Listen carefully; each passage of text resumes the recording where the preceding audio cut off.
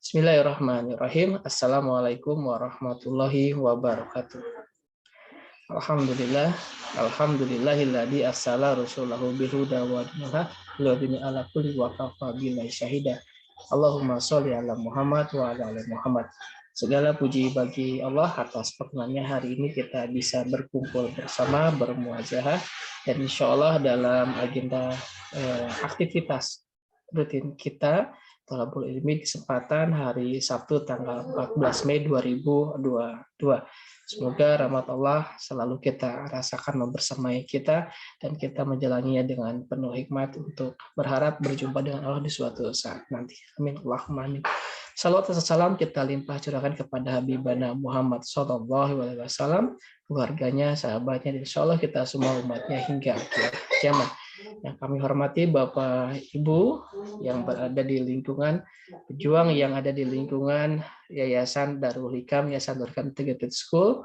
Insya Allah pada kesempatan pagi hari ini kita akan mendapatkan siraman ruhani tausiah yang luar biasa dari Ustadz Farih Izzadi SHMH, beliau sebagai Ketua Puskaji LPPM Unisbah, dan alhamdulillah sudah hadir di hadapan kita di dalam Zoom ini. Dan pada kesempatan pagi hari ini insya Allah temanya adalah spesial awal Syawal dengan tema dengan judulnya adalah menjaga nilai-nilai tarbiyah bulan Ramadan sepanjang masa. Dan ini hal yang sangat aktual buat kita ya, bagaimana kemudian selama Ramadan kemarin selesai memasuki bulan Syawal ini, nilai-nilai Ramadan tersebut, tarbiyah di bulan Ramadan ini kita bisa rawat, terutama kemudian kita bisa tingkatkan tentunya dua hal yang seperti inilah buat kita.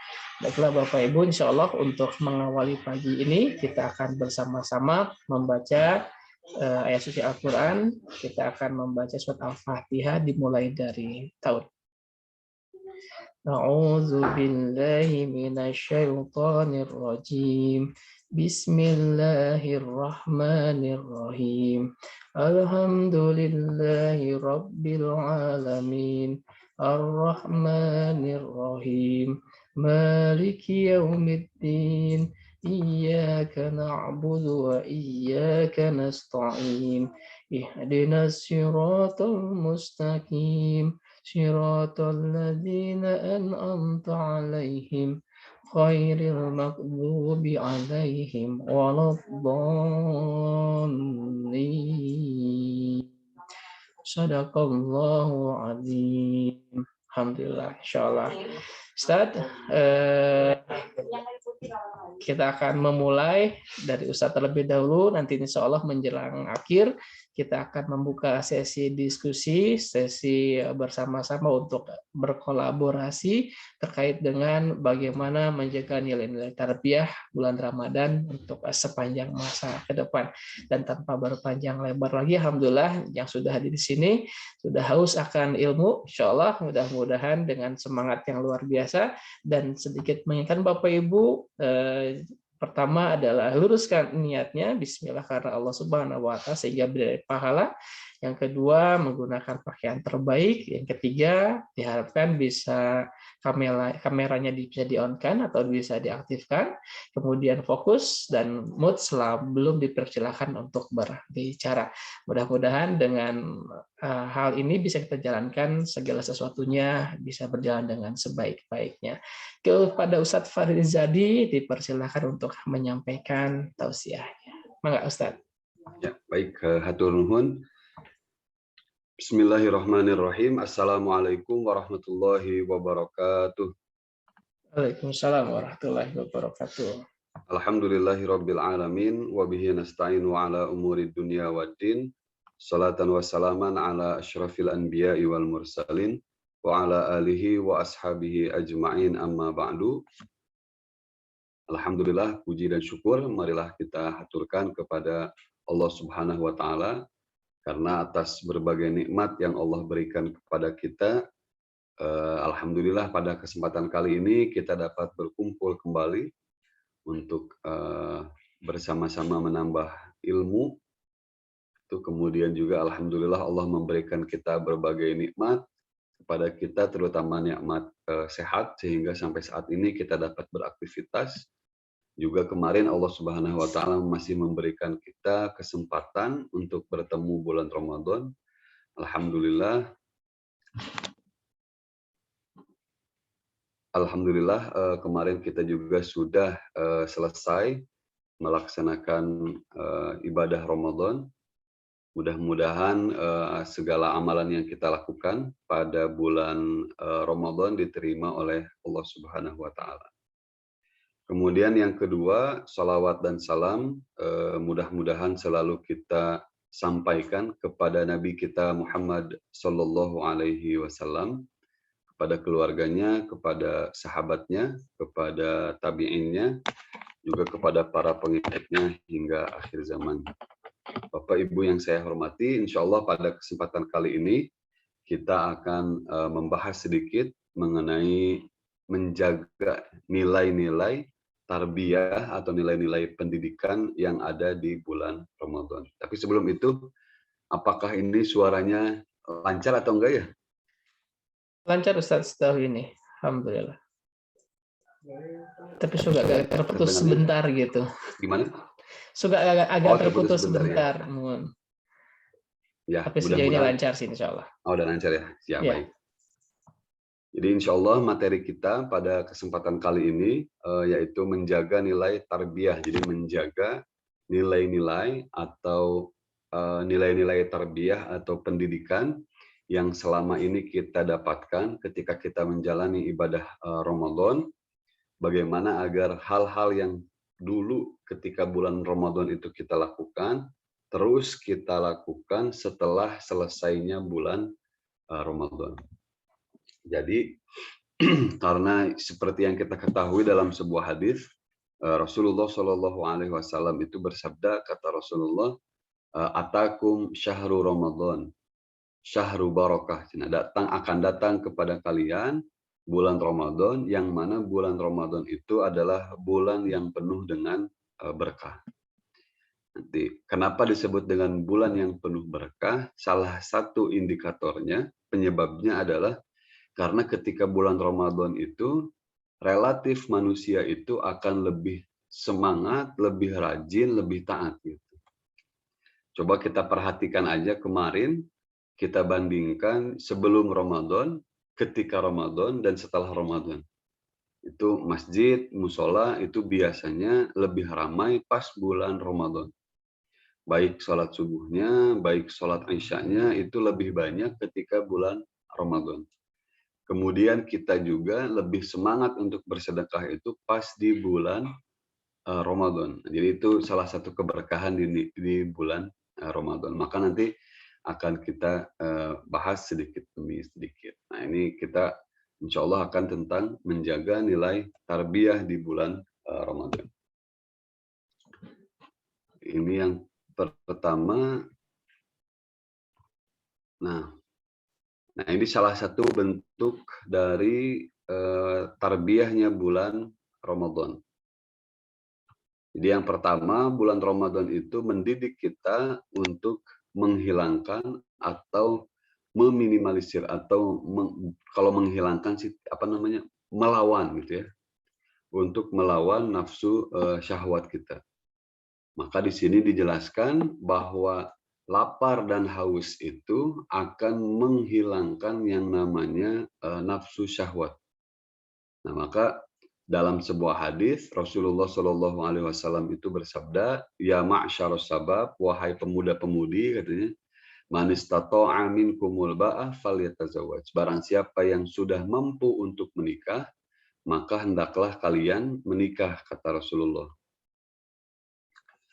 Fa'innahu aghaddu lil basar, karena pernikahan itu lebih selamat untuk pandangan, wa ahsanu lil faraj, lebih selamat juga untuk kemaluan.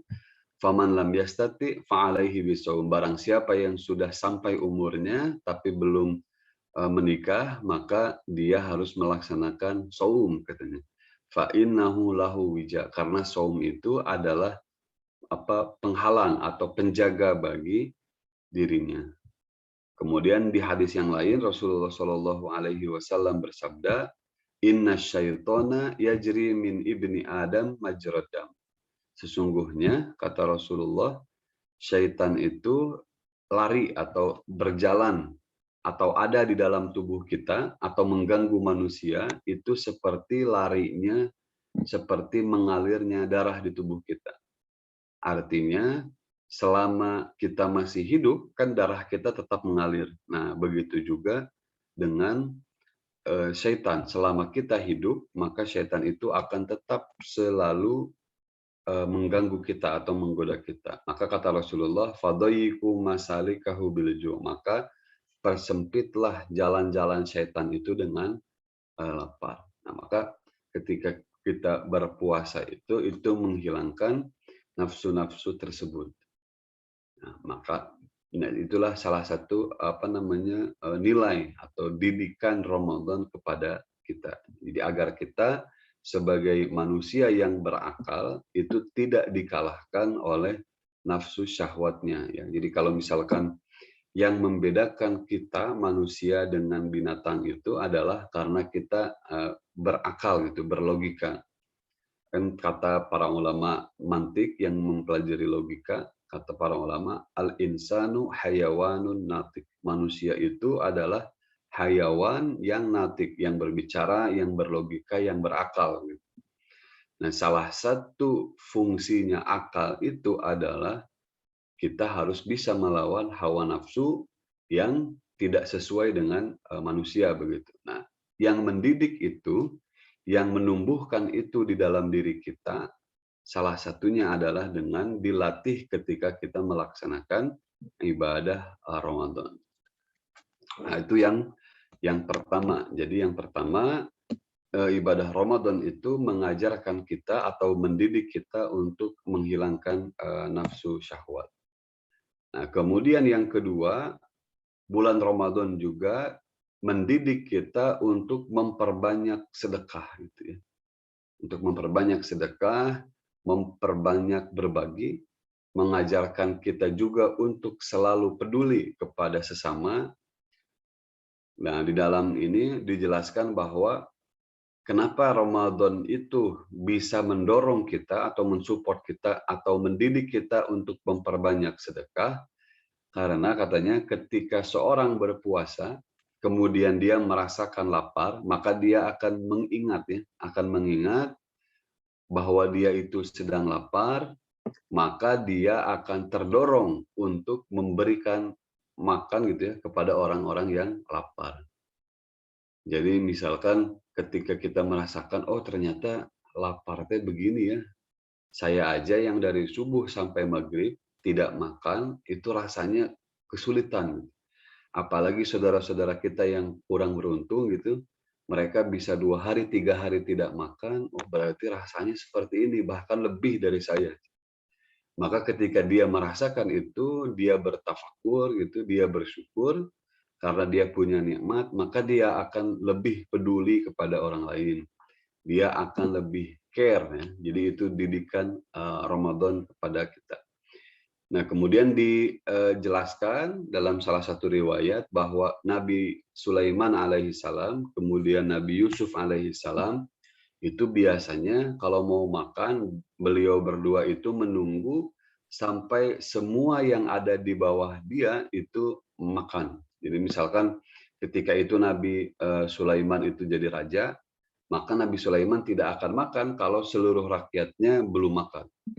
Jadi artinya Nabi Sulaiman itu mengecek dulu nih, siapa rakyatnya yang tidak bisa makan, kalau ada yang tidak bisa makan dikasih, nah, sehingga kalau semuanya sudah bisa makan, yang ada di bawah pimpinannya beliau berdua, barulah beliau akan makan. Kemudian ditanya oleh beberapa orang gitu ya, ditanya, kenapa engkau melakukan itu? Kemudian dijawab oleh Nabi Sulaiman, akhofu an asba fa ansal ja'i. Saya takut ketika saya kenyang, saya lupa kepada orang-orang yang lapar. Ya, terkadang kan kalau kita sudah kenyang kan, yang kita tidak akan memikirkan hal yang lain karena kitanya sudah kenyang gitu, sudah dalam kondisi yang enak. Tapi ketika kita merasakan lapar, maka kita akan banyak berpikir, kita akan banyak bertafakur, maka kita akan ingat kepada saudara-saudara kita yang kurang beruntung, sehingga pada akhirnya nanti kita menjadi lebih peduli, kita akan lebih sering untuk berbagi. Jadi ini salah satu didikan dari bulan Ramadan kepada kita. Kemudian yang selanjutnya, yang ketiga, bahwa bulan Ramadan itu juga mendidik kita untuk terus menambah ketaatan dan mensyukuri nikmat dari Allah Subhanahu wa taala. Dalam ini saya ambil materinya sebetulnya dari sebuah buku. Jadi dalam buku itu beliau menjelaskan tentang ini tarbiyahnya Ramadan. Nah, di sini beliau menjelaskan amma taufiru taat, adapun menambah ketaatan. Kenapa Ramadan itu mendidik kita untuk menambah ketaatan? Jadi ketika misalkan kita sedang merasakan lapar ketika kita berpuasa, maka kita akan mengingat bahwa orang-orang yang masuk ke neraka nantinya itu mereka akan merasakan lapar dan haus seperti yang kita rasakan di dunia. Jadi kan kita dijelaskan ya, Allah menjelaskan di dalam Al-Quran bahwa ahli neraka itu mereka tidak punya makanan dan minuman, kecuali makanan dan minuman dari sesuatu yang mengerikan. Jadi makanannya itu duri, kemudian minumannya itu lahar dan lain sebagainya. Maka mereka akan merasakan kelaparan dan kehausan yang luar biasa. Maka ketika kita berpuasa, kita akan berpikir, oh, kelaparan dan kehausan di dunia aja, yang kita bisa di kamar gitu ya, bisa di kantor dengan AC, itu payahnya luar biasa begitu. Apalagi nanti ketika di neraka sudah disiksa begitu, kemudian tidak diberi makan kecuali makanan yang mengerikan, minuman juga sama. Nah, maka muncullah dalam diri kita rasa takut gitu ya, rasa khawatir bahwa kita tidak mau masuk neraka dan kita ingin selamat. Nah, salah satunya dengan menambah ketaatan. Gitu. Nah, jadi ketika kita merasakan takut dan kita merasa diri kita perlu untuk menyelamatkan diri dari hal-hal yang menjerumuskan kita ke neraka, maka kita akan terus-terusan berusaha untuk menambah ketaatan kita kepada Allah Subhanahu wa taala. Kemudian Ramadan juga mendidik kita untuk selalu mensyukuri segala nikmat yang Allah berikan kepada kita. Maka di sini dijelaskan bahwa untuk bersyukur itu tidak hanya kita mensyukuri nikmat-nikmat yang besar gitu ya. Jadi terkadang kita itu pandai bersyukur tapi untuk sesuatu yang besar. Jadi kalau misalkan kita dapat rezeki yang banyak gitu, baru kita bersyukur. Atau misalkan kita diterima, ada anak kita atau saudara kita atau kakak kita misalkan diterima jadi PNS begitu. Wah, kita bersyukurnya luar biasa. Tapi kita jarang bersyukur untuk hal-hal yang kecil gitu. Misalkan bersyukur saya punya keluarga, bersyukur saya hari ini bisa melaksanakan aktivitas. Nah, itu kan jarang kita syukuri hal-hal yang kecil tersebut. Nah, maka Ramadan itu mendidik kita untuk mensyukuri segala nikmat Allah, termasuk nikmat-nikmat yang kecil. Nikmat yang kita rasa kecil itu salah satu contohnya adalah makan dan minum. Kan dalam hadis dijelaskan ya bahwa kata Rasulullah dalam hadis, lisoimi farhatani, orang yang puasa itu punya dua kebahagiaan. Kebahagiaan yang pertama itu ketika berbuka, kebahagiaan kedua ketika bertemu Allah Subhanahu wa taala. Nah, jadi Rasulullah juga sudah menjelaskan berbuka itu adalah kebahagiaan bagi orang yang puasa. Padahal berbuka itu kan hanya makan dan minum gitu, tidak ada lagi. Makan dan minum. Tapi itu kebahagiaan yang luar biasa kata Rasulullah. Maka kan itu termasuk ke dalam nikmat yang Allah berikan kepada kita, tapi kita jarang mensyukuri nikmat tersebut. Nanti kalau Bapak Ibu misalkan menonton ya di film atau dimanapun itu, kita lihat orang Nasrani itu kalau mereka mau makan itu berdoanya luar biasa panjang. Terima kasih gitu ya. Doanya itu pokoknya intinya mereka mensyukuri apa yang diberikan kepada mereka itu panjang gitu ya. Kalau ketika mereka mau makan itu.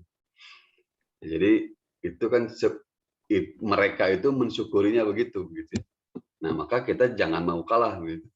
Jadi untuk makan dan hal-hal yang kecil lainnya pun kita harus dilatih untuk mensyukuri segala sesuatu yang Allah berikan kepada kita.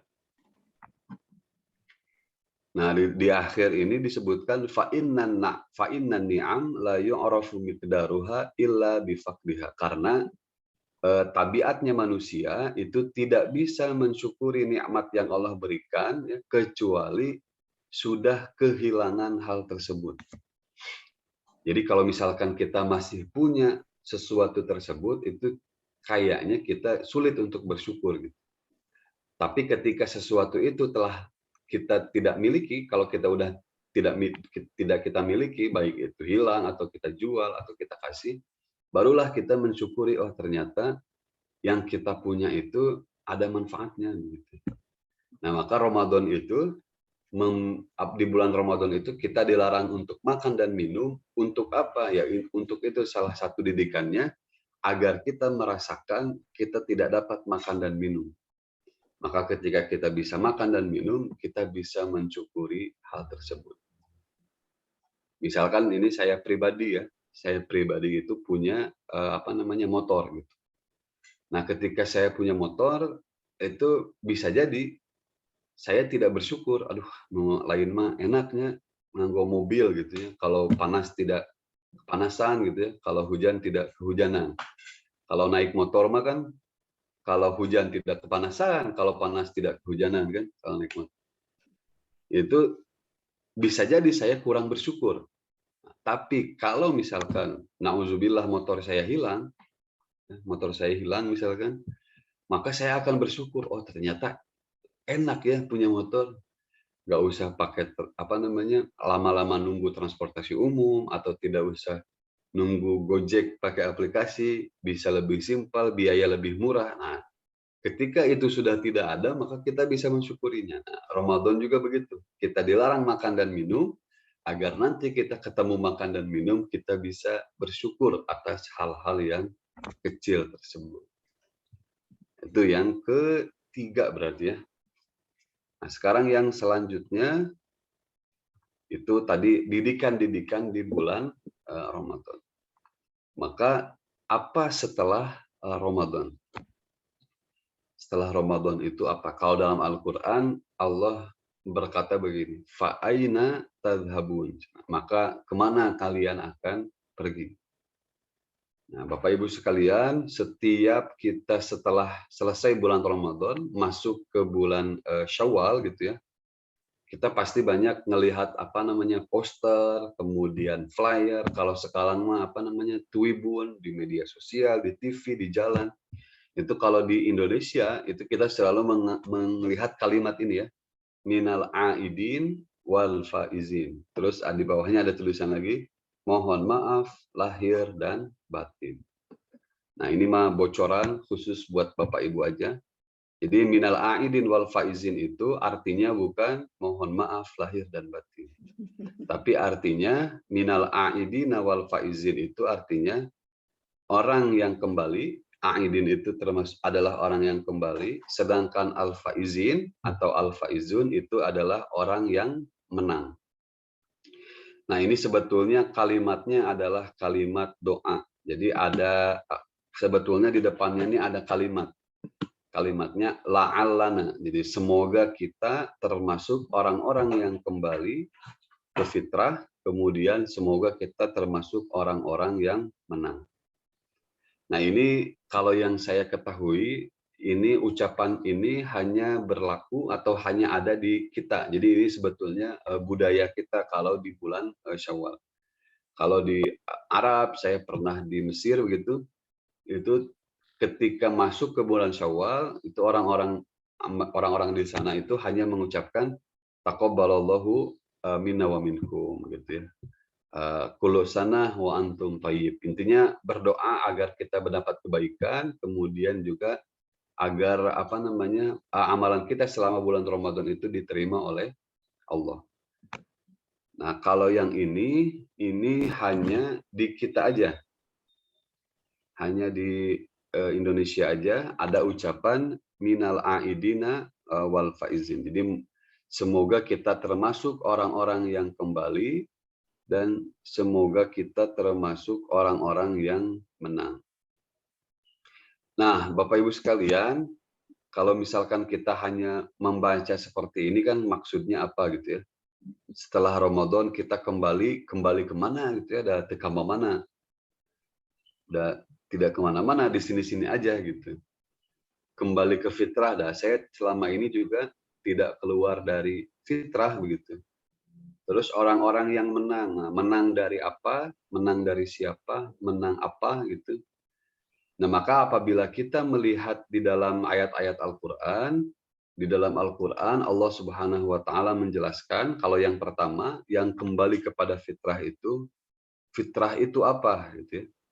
Maka kata Allah dalam Al-Qur'an, fa'aqim wajhaka lid-dini hanifa fitratallahi allati fataran nasa 'alaiha. Kata Allah dalam Al-Qur'an, tegakkanlah wajahmu kepada agama yang lurus. Fitratallahi allati fataran nasa 'alaiha. Yang mana agama yang lurus tadi adalah fitrahnya manusia. Maka kembali itu artinya kembali kepada agama Islam. Nah, terus ditanya, kan saya nggak keluar dari Islam gitu ya, kenapa harus kembali ke Islam? Nah, kembali di sini artinya adalah kita harus memperbaharui atau bahasa sekarangnya menservis lah. Sudah lama tidak diservis lagi supaya kembali lagi kondisinya ke kondisi yang prima. Gitu. Jadi kalau kita sudah pakai mobil lama gitu kan, pasti ada bagian-bagiannya yang sudah tidak enak lagi dipakai. Nah, maka itu diservis, diperbaiki sehingga nanti kondisi mobilnya akan kembali ke kondisi yang prima begitu. Nah, maka setelah Ramadan itu kita diharapkan kita termasuk orang-orang yang kembali, artinya keimanan kita itu diperbaharui. Keimanan kita diperbaharui, ketaatan kita dan ketakwaan kita itu diperbaharui sehingga kondisinya menjadi lebih prima dari sebelum kita masuk ke bulan Ramadan. Nah, adapun orang-orang yang menang itu siapa? Di dalam Al-Qur'an dalam surat Al-Hasyr Allah Subhanahu wa taala berfirman, "La yastawi ashabun nari wa ashabul jannah." Tidak sama kata Allah orang-orang calon penghuni surga dan calon penghuni neraka. Kata Allah, ashabul jannati humul faizun. Penghuni surga itu adalah orang-orang yang menang. Nah, jadi harapannya setelah Ramadan itu kita menjadi orang-orang yang menang, yaitu orang-orang yang dekat dengan surga. Jadi kalau ditanya siapa orang yang menang itu, artinya orang yang menang itu orang yang dekat dengan surga, orang yang calon penghuni surga. Nah, setelah bulan Ramadan.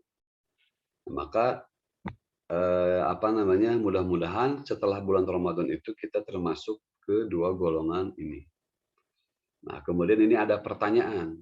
Pertanyaannya adalah mana yang lebih sulit? Meraih sesuatu atau mempertahankan sesuatu? Kalau bagi saya dan mungkin bagi kebanyakan orang itu mempertahankan sesuatu itu akan lebih sulit daripada meraih sesuatu. Ini saya contohin yang sederhana saja. Contoh sederhananya adalah ketika kita punya hafalan Al-Qur'an, itu lebih sulit menjaga hafalannya daripada menghafalkannya. Ini mah pengalaman pribadi gitu. Menghafalkan Al-Quran, misalkan kita 1 minggu gitu hafal 2 halaman, itu kalau tidak kita jaga, itu 2 hari, 3 hari, pasti sudah banyak yang lupa. Gitu. Nah ini juga sama.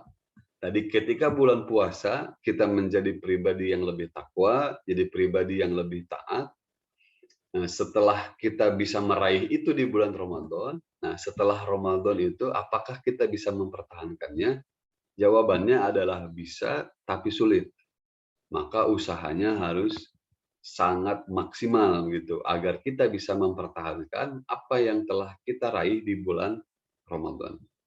Nah, sekarang mah ini kita tanya dulu ke diri kita sendiri. Ketika bulan Ramadan, berapa halaman atau berapa lembar Al-Quran yang kita baca dalam 1 hari? Kemudian hari ini setelah Ramadan, berapa halaman atau berapa lembar Al-Quran yang kita baca hari ini? Lebih sedikit, sama, atau lebih banyak? Nah, itu jadi pertanyaan bagi diri kita sendiri. Kalau misalkan jawabannya lebih banyak, nah berarti kita sudah mampu untuk mempertahankan.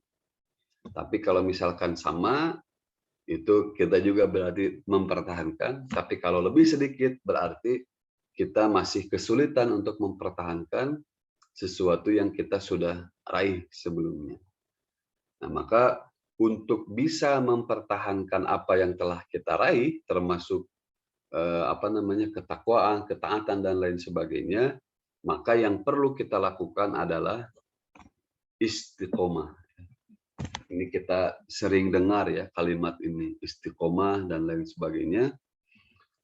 Maka dengan istiqomah itu kita bisa konsisten untuk mempertahankan sesuatu yang sebelumnya sudah kita raih. Nah, Bapak Ibu sekalian, ini kita akan membahas tentang istiqomah ya, bagaimana keistiqomahan itu di dalam ayat-ayat Al-Qur'an, kemudian menurut para ulama di dalam hadis, dan bagaimana penjelasan para ulama mengenai istiqomah. Di dalam Al-Quran, di dalam surat Fussilat, Allah Subhanahu wa Ta'ala berfirman, Innal ladzina qalu rabbunallah tsumma istaqamu tatanazzalu alaihimul malaikah alla takhafu wa la tahzanu wa abshiru bil jannati allati kuntum tu'adun. Allah Subhanahu wa Ta'ala berfirman, sesungguhnya orang-orang yang berkata Tuhan kami adalah Allah, kemudian mereka istiqomah meneguhkan pendirian mereka, maka malaikat-malaikat akan turun kepada mereka dengan berkata, janganlah kamu merasa takut, dan janganlah kamu bersedih hati, dan bergembiralah kamu dengan memperoleh surga yang telah dijanjikan kepadamu. Tadi kan di sana dijelaskan ya, orang yang menang itu adalah orang yang mendapatkan surga. Nah, orang yang istiqomah itu dijanjikan oleh Allah akan memperoleh surga. Nah, maka salah satu doa kita juga ya, orang-orang yang menang juga adalah orang-orang yang istiqomah. Nah, jadi keutamaan istiqomah itu dalam ayat ini dijelaskan bahwa orang-orang yang berkata Tuhan kami adalah Allah, artinya mereka komitmen dengan keimanan, komitmen dengan segala apa yang Allah perintahkan, yang dilarang dijauhi, yang diperintahkan dikerjakan, itu artinya mereka berkata Tuhan kami adalah Allah. Nah, jadi perkataan itu adalah komitmen. Nah, kemudian setelah berkomitmen, kemudian dia melaksanakan apa yang diperintah, menjauhi yang dilarang, kemudian dia istaqom, mereka beristiqomah. Istiqomah kalau dalam surat ini diartikan meneguhkan pendirian mereka. Jadi pendiriannya itu semakin dikokohkan lagi.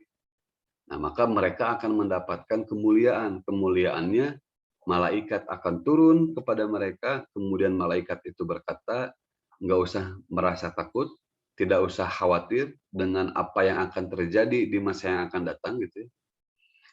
Nggak usah khawatir, Kemudian nggak usah bersedih dengan apa yang telah berlalu atau yang sedang kita alami, dan bergembiralah kamu karena memperoleh surga yang telah dijanjikan Allah kepada kamu. Nah, ini keutamaan untuk orang-orang yang beristiqomah. Jadi Bapak Ibu, kalau dalam bahasa Arab, istiqomah itu diambil dari kata koma yakumu yang artinya tegak gitu ya. Jadi ketika kita beristiqomah artinya kita tegak. Jadi tidak ke kanan, tidak ke kiri gitu ya, tidak berbelok ke kanan ke kiri, tapi dia tetap on the track, tetap lurus gitu di jalannya. Nah, ini arti istiqomah. Kalau tadi secara bahasa, ini secara penjelasannya Ibnu Abbas radhiyallahu anhu. Ibnu Abbas ini adalah sepupunya Rasulullah. Kata Ibnu Abbas, istiqomah itu mengandung 3 macam arti. Yang pertama istiqomah dengan lisan, yaitu bertahan terus mengucapkan kalimat syahadat, artinya dia terus komitmen dengan keyakinannya, dengan lisannya. Yang kedua istiqomah dengan hati, artinya keteguhan hati kita juga tidak berbelok ke kanan dan ke kiri begitu. Jadi hati kita, kalau kata orang Sunda mah panceg, panceg terus keistiqomahan dengan hati. Kemudian istiqomah dengan jiwa, artinya kita senantiasa melaksanakan ibadah dan ketaatan secara terus-menerus. Jadi kalau dalam bahasa Arab ini disebutnya istiqomah bil jawarih, dengan amalan. Jadi ketika kita melaksanakan ibadah-ibadah tersebut terus-menerus, itu artinya kita istiqomah dengan bil jawarih atau dengan perbuatan. Nah, kemudian yang selanjutnya ini arti istiqomah yang dijelaskan oleh Al-Imam Al-Baidawi. Nah, beliau menyebutkan bahwa istiqomah itu artinya yang pertama meneguhkan pendirian. Jadi atau istiqomah pada ayat yang tadi itu artinya teguh pendiriannya dalam iman. Jadi yang pertama teguh pendirian dalam iman, ikhlas dalam beramal, yang selanjutnya menunaikan seluruh hal yang menjadi kewajibannya. Jadi keyakinannya panceg gitu ya, kemudian melaksanakan kewajiban, dan ketika melaksanakan kewajiban itu ikhlas ketika kita mengamalkannya. Artinya ikhlas itu kita mengerjakan hal tersebut tidak mengharapkan balasan pujian dari orang, kita hanya mengharapkan ridho dari Allah Subhanahu wa taala saja. Kemudian yang selanjutnya ini Al-Qadhi Iyad juga menambahkan istiqomah itu artinya mengesahkan Allah, mentauhidkan Allah Subhanahu wa taala, kemudian beriman kepadanya, kemudian berusaha semaksimal mungkin tidak menyimpang dari tauhidnya Allah, kemudian menjalankan ketaatan sampai kita dalam keadaan meninggal dunia nanti itu tetap dalam ketaatan. Nah, artinya kalau bahasa kitanya mah istiqomah itu konsisten lah begitu. Nah, maka ini ada kesimpulannya kalau dari penjelasan ulama yang banyak gitu ya. Jadi istiqomah itu adalah usaha untuk menempuh jalan yang lurus tanpa berbelok ke kanan dan ke kiri, tidak menambahkan, tidak mengurangi, tidak mempersulit, juga tidak menyepelekan. Kan biasanya ada tuh ya, yang suka disusah-susah, ada juga yang terlalu menyepelekan. Nah, istiqomah itu tidak mempersulit, tapi juga tidak menyepelekan. Kemudian ikhlas, amalnya hanya untuk Allah, bagi Allah, dan karena Allah. Dan menjalankan ketaatan itu sesuai yang Allah syariatkan, yang Allah perintahkan, baik dalam keyakinan, ucapan, maupun perbuatan, serta tetap dalam keadaan taat, sampai kita nanti meninggal dunia. Nah, ini adalah istiqomah. Nah, kaitannya dengan Ramadan tadi, artinya nilai-nilai yang tadi sudah kita dapat di bulan Ramadan, nah, kalau kita istiqomah, ini kita dapat melakukan hal tersebut, mempertahankan konsisten, tetap dalam nilai-nilai tersebut sampai kapanpun, walaupun kita sudah ada di luar bulan Ramadan. Nah, ini ada nasihat dari Rasulullah SAW terkait dengan istiqomah. Ada salah satu sahabat Rasulullah namanya Sufyan bin Abdullah. Dia bertemu dengan Rasulullah, kemudian dia berkata, "Ya Rasulullah, haditsni bi amrin a'tasimu bih." Ya Rasulullah, kasih tahu dong saya, satu perkara aja, nggak usah banyak-banyak, sehingga aku bisa berpegang teguh kepada hal tersebut. Maka Rasulullah Shallallahu Alaihi Wasallam bersabda, "Qul Rabbiyallah tsumastaqim." Katakanlah Tuhanku adalah Allah, kemudian beristiqomahlah dengan hal tersebut. Jadi Rasulullah itu nasihatnya simpel aja, tapi yaitu sulit ngejalaninnya. Maka nasihatnya dari Rasulullah tuh simpel aja. Katakan Tuhanku adalah Allah, kemudian istiqomahlah dengan itu. Artinya kalau istiqomah dengan hal tersebut, artinya kita konsekuen dengan apa yang harus kita lakukan ketika kita mendeklarasikan bahwa kita itu beriman kepada Allah. Nah, ini yang selanjutnya, Bapak Ibu sekalian, setelah keluar dari bulan Ramadan, itu tidak bisa kita pungkiri bahwa setan dan jin itu selalu mengganggu kita ya, selalu menggoda kita. Karena itu memang tugasnya ya. Dalam surat Al-A'raf, mereka berjanji, kata iblis itu, karena engkau telah menghukum saya tersesat kepada Allah nih, saya benar-benar akan menghalangi mereka, yaitu manusia, dari jalan Allah yang lurus. Maka saya akan mendatangi mereka dari depan, dari belakang, dari kanan, dari kiri, dan engkau tidak akan mendapati kebanyakan mereka bersyukur. Nah ini, jadi iblis itu sudah deklarasi begitu, bahwa mereka akan terus menggoda manusia. Dari depan, dari belakang, dari kanan, dari kiri, dari atas, dari bawah. Ya. Nah, kemudian Imam Qatadah itu menjelaskan, ya, yang dimaksud dengan menggoda dari kanan, kiri, depan, belakang itu apa. Nah, maka di sini dijelaskan, kalau setan menggoda kita dari depan, itu artinya setan itu akan menggoyahkan keimanan kita, bahwa nanti itu tidak ada hari kebangkitan, tidak ada surga, tidak ada neraka, agar kita tidak taat kepada Allah. Kalau menggoda dari belakang, artinya setan itu akan membuat perkara dunia itu seakan-akan indah bagi kita dan terus mengajak manusia untuk fokus kepada dunia. Kalau dari kanan, katanya setan akan terus menggoda kita untuk menunda-nunda kebaikan. Menggoda dari kiri artinya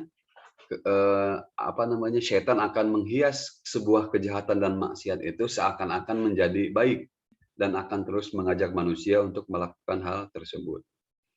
Adapun dari atas itu karena ia tidak sanggup menghalangi seseorang, kalau ya itu jadi sudah ya begitu ya.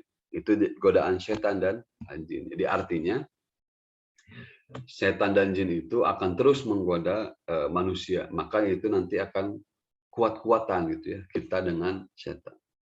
Nah, kalau kita istiqomah tadi, godaan setan dan jin itu tidak akan lagi berlaku untuk kita ya.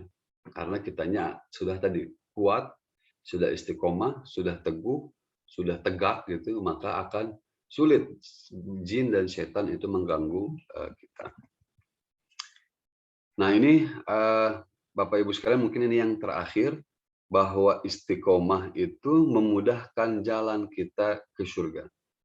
Jadi suatu ketika ada salah satu sahabat bertanya kepada Rasulullah, "Ya Rasulullah, boleh nggak kasih tahu saya sebuah perbuatan atau sebuah amalan yang mampu memasukkan saya ke dalam surga dan menjauhkan saya dari neraka?" Terus Rasulullah berkata, "Aduh, kamu ini bertanya sesuatu yang sangat berat dan besar," kata Rasulullah. Karena berkaitan dengan masuk surga dan jauh dari neraka. Kata Rasulullah, ini hal yang sangat besar, hal yang sangat berat. Tapi kata Rasulullah, hal tersebut akan mudah bagi mereka yang dimudahkan oleh Allah jalannya untuk menuju surga. Jadi jalan ke surga itu sulit. Tapi kalau Allah memudahkan kita, maka akan menjadi mudah. Nah, salah satu caranya agar dimudahkan untuk masuk ke dalam surga adalah dengan istiqomah. Ya.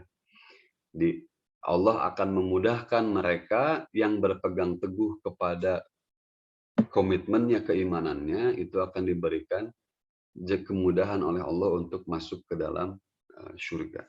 Seperti yang tadi dijelaskan dalam surat Fussilat ayat yang ke-30. Nah, ini yang terakhir, ini selalu dinasihatkan oleh para ulama kita dari sejak dahulu kala. Setelah selesai bulan Ramadan, pasti ini yang dinasihatkan. Kun Robbanian, bukan yang toko baju Bapak Ibu ya. Ini kun Robbanian, jadilah hamba Allah yang Robbani. Robbani itu artinya orang yang dekat dengan Allah. wala takun ramadhaniyan. Bukan jadi hamba yang taat hanya saat Ramadan. Jadi ada sebutannya, kalau yang taatnya cuma bulan Ramadan disebutnya Ramadhanian. Jadi nasihat para ulama kita, kun robbanian. Karena kalau kita menjadi hamba yang robbani, kita tidak lagi melihat mau bulan Ramadan, mau bulan Syawal, bulan Zulqa'dah, Zulhijjah, maka kita akan tetap dalam kondisi tersebut. Tapi kalau kita jadi yang Ramadhanian, itu maka cuma 1 bulan aja jatahnya. Karena bulan Ramadannya hanya sebulan begitu. Sedangkan 11 bulan yang lainnya kita tidak jadi dekat gitu ya.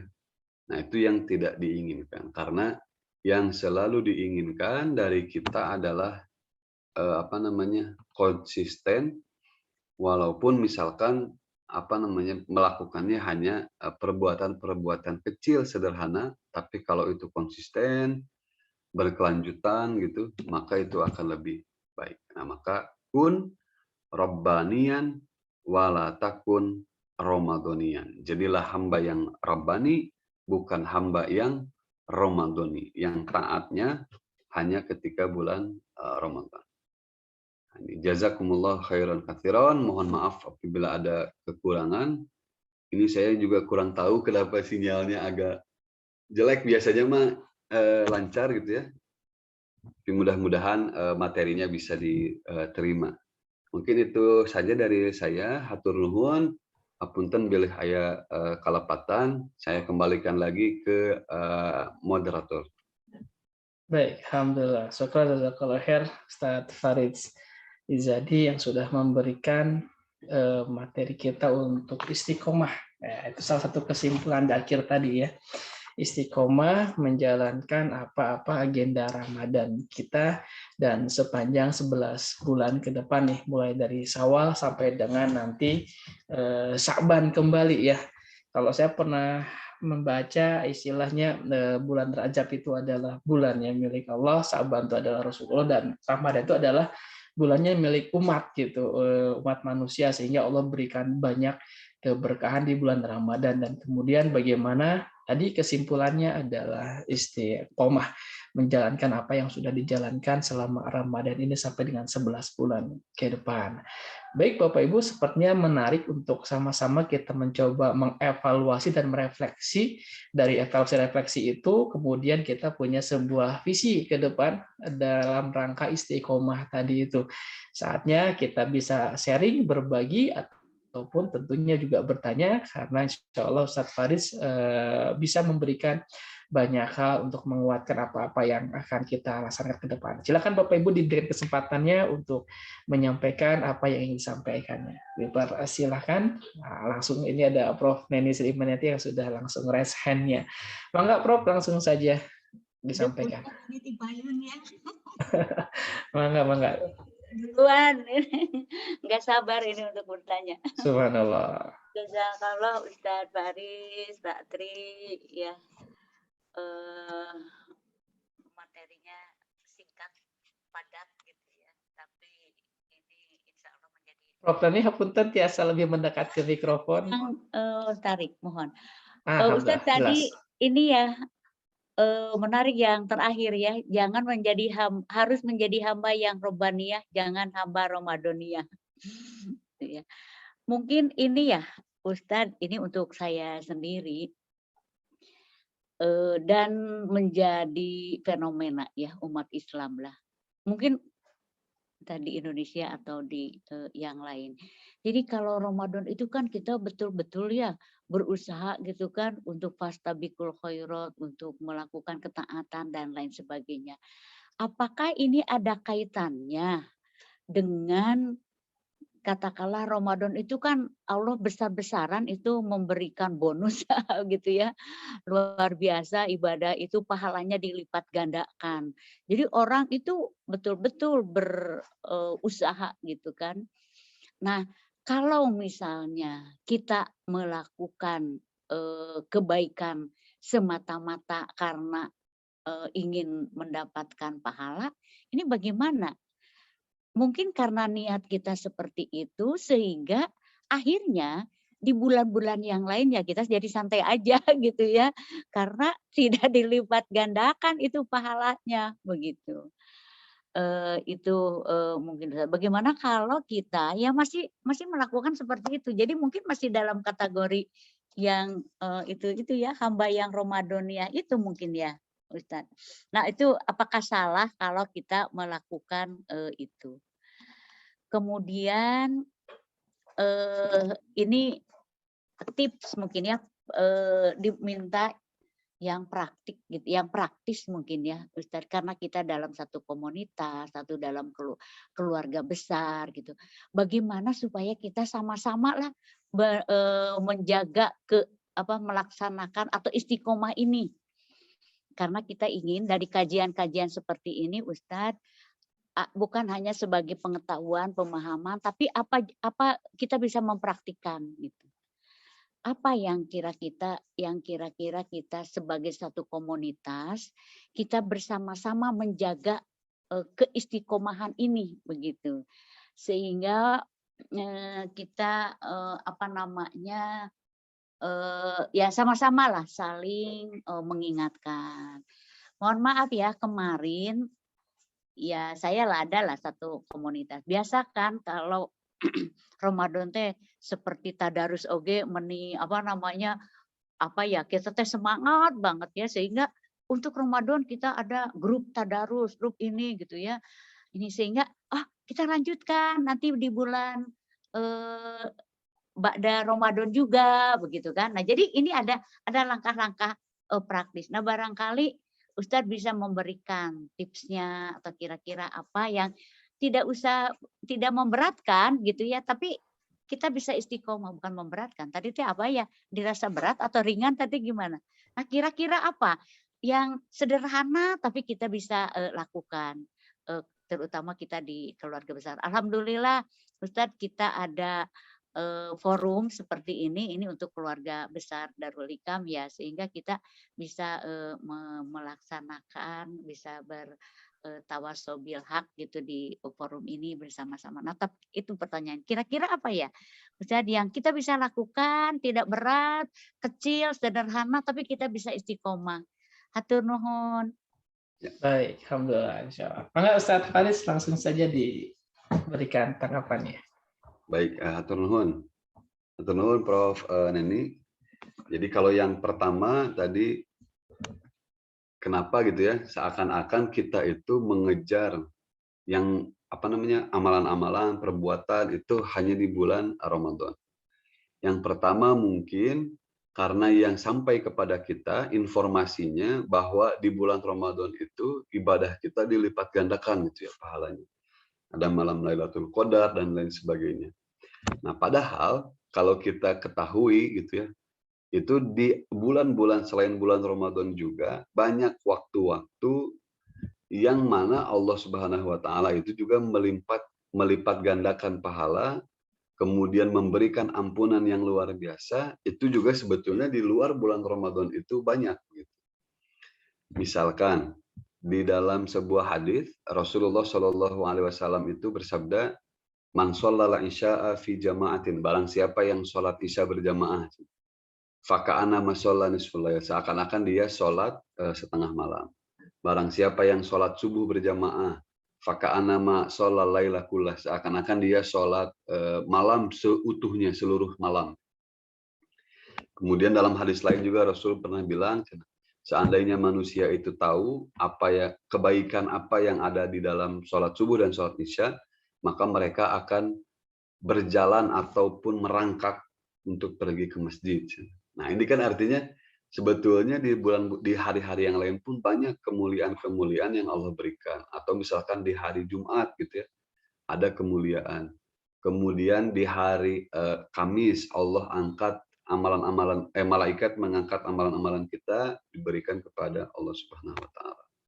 Kemudian di sepertiga malam. Di sepertiga malam itu Allah turun ke langit dunia, kemudian Allah berkata, ada nggak hambaku yang meminta sesuatu akan aku berikan? Ada nggak hambaku yang mau memohon ampun akan aku ampuni? Nah, jadi sebetulnya di malam-malam yang lain, di hari-hari yang lain pun sebetulnya banyak keutamaan-keutamaan dan kemuliaan yang Allah siapkan untuk kita. Cuman mungkin karena informasi yang sampai kepada kita itu hanya di bulan Ramadan aja, karena memang istilahnya mah apa ya, kalau sekarang mah kampanyenya itu masifnya di bulan Ramadan gitu, atau tentang bulan Ramadan masifnya. Maka informasi yang kita punya itu ya ketika bulan Ramadan. Kemuliaan itu akan datang, wah sedekah di bulan Ramadan dilipat gandakan. Padahal sedekah di bulan-bulan yang lain, di hari-hari yang lain pun sama begitu. Dan pahalanya juga tidak kalah berlipat ganda. Nah, sama dengan di bulan Ramadan. Nah, kemudian kalau misalkan boleh nggak kalau kita itu beramal atau melakukan sesuatu karena mengejar pahalanya? Nah, jawabannya adalah sangat boleh. Kenapa? Karena di dalam hadis, dalam Al-Qur'an, Allah memang menjanjikannya dengan hitung-hitungan manusia gitu ya. Yaitu untuk kita mendapatkan pahala gitu. Jadi ketika misalkan kita beramal agar kita mendapatkan pahala tertentu, itu sangat boleh sekali, tapi yang harus kita ketahui bersama adalah ada yang lebih utama daripada pahala, yaitu keridhaan dari Allah Subhanahu wa taala dan rahmat dari Allah Subhanahu wa taala. Itu dua hal yang derajatnya di atas pahala. Maka dalam hadis kan ada Rasulullah bersabda bahwa seseorang itu tidak akan masuk ke dalam surga karena amalannya atau karena pahala yang dia dapatkan. Tapi kata Allah, orang itu akan masuk surga berkat rahmat dari Allah Subhanahu wa taala. Nah, maka selain kita juga mengejar pahalanya, kita juga harus memikirkan bagaimana agar ketika kita mengamalkan sesuatu itu mengundang rahmatnya Allah, mengundang keridhaan Allah. Nah, sekarang contohnya misalkan begini, ketika kita membantu orang lain, terus kita sambil marah-marah gitu ya. Kalau dalam Al-Quran mah Allah bilangnya la tubtilu shadaqatikum bil manni wal adha. Jangan kalian menghilangkan pahala sedekah itu dengan mengungkit-ungkit kebaikan, kemudian kita menyakiti orang yang kita kasih. Misalkan, nah, ente mah nggak akan bisa seperti ini, karena kalau bukan karena saya. Nah, itu kan mengungkit-ungkit, bisa menyakiti hati orang yang menerima bantuan. Nah, maka itu tadinya kita harusnya dapat pahala, karena kita melakukan itu kan kita tidak dapat rahmatnya, tidak dapat, pahalanya juga tidak dapat, ridhonya juga tidak dapat. Nah, maka dari itu, untuk mendapatkan pahala itu juga kita harus memikirkan apakah yang kita lakukan itu akan mengundang rahmatnya Allah, keridhoannya Allah atau tidak. Nah, maka ketika kita tahu ilmunya bahwa misalkan bagaimana agar kita pahalanya dapat, rahmatnya dapat, ridhonya dapat, maka insya Allah itu akan menjadi sempurna begitu. Nah, kemudian bagaimana praktiknya agar terus kita menjaga keistiqomahan dalam amalan-amalan yang kita lakukan selama bulan Ramadan. Nah, mungkin kita juga merasakan bersama bahwa kenapa di bulan Ramadan itu masjid ramai, gitu. Karena suasananya mendukung. Gitu. Jadi emang karena pas bulan Ramadan itu orang pada pergi ke masjid, jadi saya lagi ke masjid gitu ya. Atau misalkan contohnya lagi, misalkan ketika kita sholat zuhur misalkan di rumah, itu kita jarang sholat rawatib gitu ya. Qobliyah dulu, terus sholat zuhur 4 rakaat, terus sholat ba'diyah 2 rakaat. Itu jarang. Tapi ketika kita berangkat ke masjid, datang, orang-orang pada sholat qobliyah, sholat juga. Jadi kita akan terbawa oleh lingkungan gitu ya. Kalau katanya Ibnu Khaldun, salah satu sosiolog muslim, kata beliau, al-insanu ibnul bi'ah. Orang itu adalah produk lingkungannya. Jadi kalau misalkan lingkungannya seperti itu, maka dia cenderung akan mengikuti lingkungannya. Nah, maka dari itu, untuk menjaga keistiqomahan ini ya berarti perlu dibangun suatu kondisi gitu ya, atau suasana di mana suasana tersebut itu mendorong kita untuk tetap istiqomah dalam hal tersebut gitu. Jadi kalau misalkan ketika bulan Ramadan itu kita lihat banyak orang yang ke masjid, banyak orang yang tadarus, saya juga ikutan. Nah, maka di luar bulan itu juga kita bisa membuat sebuah suasana di mana suasana itu mendorong kita untuk terus menjaga keistiqomahan tersebut. Mungkin seperti itu Prof. Neni ya. Jadi apa namanya, dibangun sebuah suasana atau sebuah kondisi. Jadi ketika kita dalam lingkungan tersebut, kitanya terdorong untuk melakukan hal-hal yang seperti itu gitu.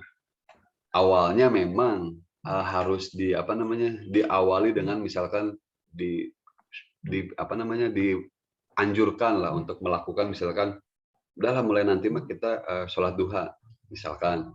Jadi dihimbau untuk melaksanakan sholat duha misalkan. Nah, maka ketika yang lain melihat itu sholat duha, saya juga sholat duha gitu. Kemudian misalkan tadarus gitu ya. Misalkan yang baru datang duduk misalkan baca Quran 5 menit gitu ya. Nah, ketika yang lain datang melihat orang lain baca Al-Quran kan, saya juga baca gitu. Walaupun awalnya itu diperintah gitu atau disuruh, tapi kalau nantinya sudah menjadi habit, jadi kebiasaan, maka sudah tidak ada perintah lagi, tidak ada himbauan lagi, itu nanti akan berjalan dengan sendirinya. Jadi mungkin yang dibangun adalah suasananya begitu. Mungkin itu Prof yang bisa. Alhamdulillah, subhanallah Ustaz. Tadi ada note sedikit nih sebelum nanti ke Pak Lukman yang sudah resen. Pak Lukman dijaga ya resennya ya, jangan pegel ya. Di note tadi itu terkait dengan bahwa kita masuk surga itu karena rahmat Allah ya gitu Ustaz ya. Makanya mungkin salah satu poin yang saya mungkin sering mendapatkan tuh adalah amalan terbaik itu adalah di akhirnya. Makanya salah satu doa kita adalah husnul khotimah gitu ya, akhir yang baik, karena itu penentu dari segala sesuatunya, termasuk orang yang mu'alaf ya, ketika baru masuk Islam seolah semua dosanya dihapus dan dia mulai dari awal lagi dan lain sebagainya macamnya. Termasuk juga ini mungkin Ustadz ada sebuah lirik nih dari Chrisye yang dinyanyikan oleh Ahmad Dhani itu, jika surga dan neraka tidak ada, apakah kau akan tetap tunduk patuh kepadanya gitu.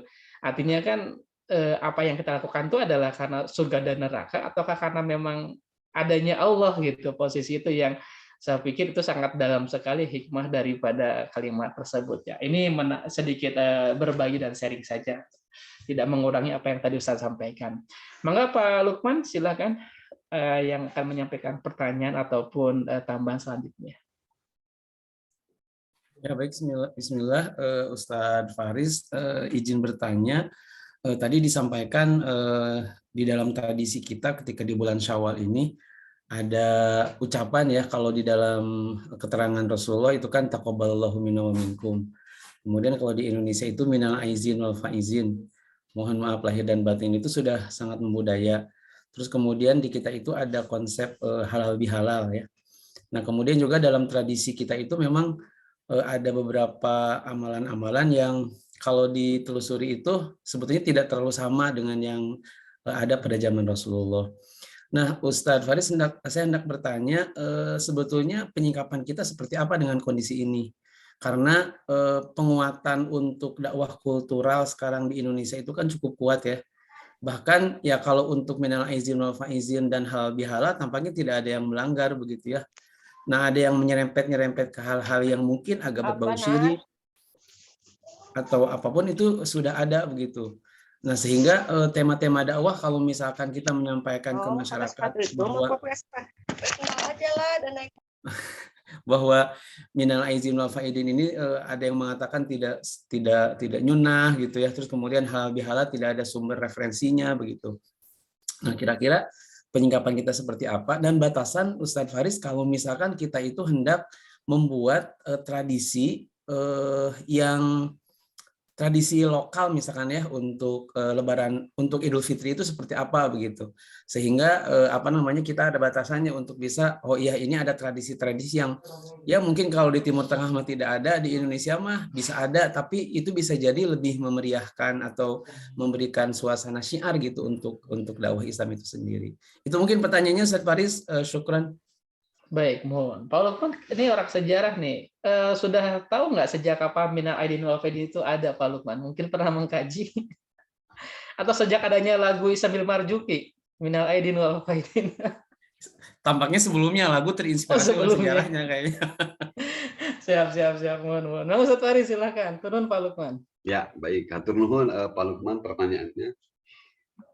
Jadi dalam sebuah hadis itu Rasulullah Shallallahu Alaihi Wasallam bersabda, kata Rasulullah, man sanna fil Islami sunnatan hasanah, barang siapa yang melakukan sebuah kebiasaan atau menjalankan sebuah kebiasaan di dalam Islam dan maka kata Rasulullah, falahu ajruha wa ajru man amila biha wa la yanqusu min ghairi an yanqusu min ujurihim syai. Barang siapa yang membuat sebuah tradisi yang baik kemudian diikuti oleh orang lain, maka orang yang pertama melakukan tadi akan mendapatkan pahala dan orang yang melakukan setelahnya tidak akan dikurangi sama sekali. Nah, jadi artinya Rasulullah juga memungkinkan kita untuk melakukan sesuatu yang sebelumnya tidak pernah dilakukan dan itu baik. Nah, syaratnya tadi harus baik. Nah, baik itu apa? Kalau dalam syariat, dalam fikih, yang dimaksud dengan baik itu artinya tidak bertentangan dengan hukum syara, tidak bertentangan dengan akidah. Nah, maka itu dinamakan sesuatu yang baik.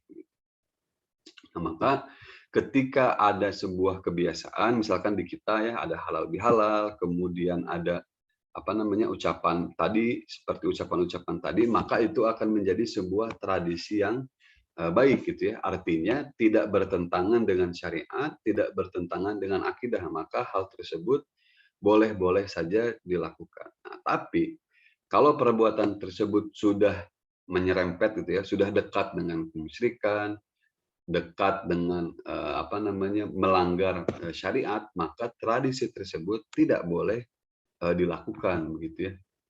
Maka itu sudah tidak sesuai lagi dengan yang namanya tadi hadis Rasulullah yang mengatakan sunatan hasanah, sunnah yang baik atau tradisi yang baik. Nah, kemudian tadi kata Pak Lukman juga kalau misalkan ucapan-ucapan kayak minal aidin wal faizin itu kan jelas ya, mestinya tidak bertentangan, maka itu sah-sah saja dilakukan. Nah, kalau halal bihalal itu kenapa gitu ya kita di Indonesia ada tradisi atau kebiasaan halal bihalal kalau bulan Syawal. Nah, jadi karena tadi itu atau maaf-maafan ya, kan kalau di sana tidak ada maaf-maafan. Nah, tadi kan setelah kita bulan puasa, Allah menerima amal kita, kita termasuk orang yang kembali kepada Allah, kemudian kita termasuk orang yang menang. Nah, kenapa harus maaf-maafan? Karena bisa jadi kita pas mau masuk surga itu terhalang karena kita punya kesalahan ke orang lain. Karena kesalahan kita kepada orang lain itu tidak akan bisa Allah maafkan kalau orang yang bersangkutan belum memaafkan. Nah, jadi mungkin ini ya pemikirannya ulama kita dulu agar ketika bulan Syawal itu kita menjadi seorang muslim yang sempurna gitu, yang kafah. Nah, maka ketika sudah Allah ampuni, derajat kita diangkat karena Ramadan, nah dan kita pada akhirnya tidak ada juga masalah dengan manusia. Jadi sama Allah sudah beres, sama manusia sudah beres, jadi sempurna tuh. Nah, maka salah caranya itu dengan maaf-maafan dengan halal bihalal. Nah, ini mau untuk pengetahuan aja, untuk informasi aja. Di Mesir juga, kalau di Mesir itu tradisinya sebelum Ramadan, bukan setelah. Jadi sebelum Ramadan itu, orang Mesir itu dia suka menghias kawasannya. Jadi itu bentuk kebahagiaan dia karena mau masuk bulan Ramadan. Nah, kalau di Mesir tradisinya begitu.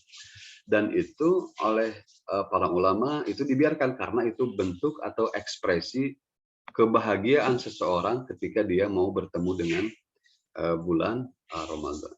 Nah, tapi tadi Bapak Ibu ya, kalau misalkan tradisinya itu sudah melewati batas gitu ya, sudah tidak sesuai lagi dengan syariat, maka itu jangan kita lakukan. Nah, yang terakhir tadi disebut halal bihalal gitu ya, ini tidak nyunah. Nah, mungkin ada orang yang berpendapat bahwa itu tidak nyunah gitu ya, karena memang tidak ada dalil yang spesifik menjelaskan harus maaf-maafan. Tapi kalau kita lihat dari beberapa teks hadis seperti yang tadi, maka perbuatan-perbuatan tersebut itu sudah sesuai dengan apa yang Rasulullah Shallallahu Alaihi Wasallam ajarkan, walaupun itu tidak disebutkan secara spesifik harus begini harus begitu, tapi itu sudah termasuk ke dalam sunnah. Itu kalau menurut pendapat saya. Mungkin itu Pak Lukman yang bisa saya sampaikan.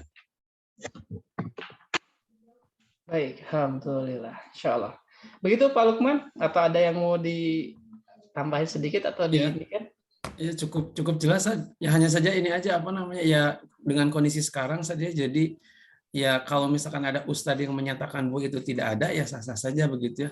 Tapi kadang-kadang ustadz yang menyampaikan seperti itu jadi dianggap Wahabi gitu ya. Jadi dan konteks Wahabi di sini jadi negatif, walaupun betul. Wahabi itu sendiri kan bukan sesuatu yang negatif ya kalau ditelusuri dari secara historis begitu. Tinggal mungkin kita menyikapinya kayak misalkan di NTB itu kan ada tradisi lebaran ketupat gitu saja.